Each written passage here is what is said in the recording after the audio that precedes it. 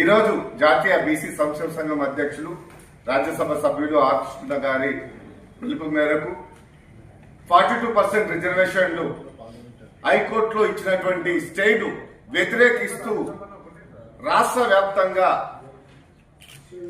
22 కుల సంఘాలు బీసీ సంఘాలు రేపు 14వ తారీఖు నాడు పూర్తి మద్దతుగా రాష్ట్ర వ్యాప్తంగా అగ్నిగుండం చేయడానికి సిద్ధమైనాయని చెప్పి ఈ రాష్ట్ర ప్రభుత్వాన్ని హెచ్చరిస్తున్నాం.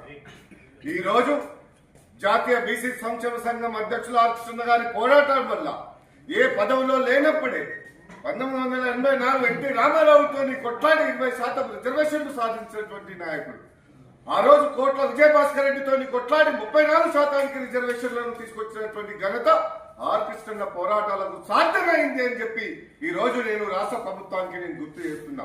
ఈ రోజు మీరు ఇచ్చే 42% మాకేం భిక్ష కాదు.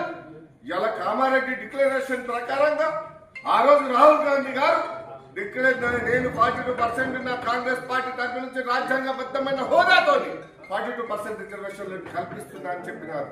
ఈ రోజు ముఖ్యమంత్రి గౌరవ రేవంత్ రెడ్డి గారికి నేను ఒక్కటే హెచ్చరిస్తున్నా, ముఖ్యమంత్రి హోదాలో కూర్చొని కాకమ్మ కబుర్లు చెప్పుకుంటూ తెలంగాణ రోల్ మోడల్ అని చెప్పారే, ఇదేనా హైకోర్టులో ఇచ్చినటువంటి తీర్పుకు సమాధానం ఇవ్వలేనటువంటి స్థితి మీ అడ్వకేట్లకు ఉంది అని చెప్పి నేను గుర్తు చేస్తున్నా.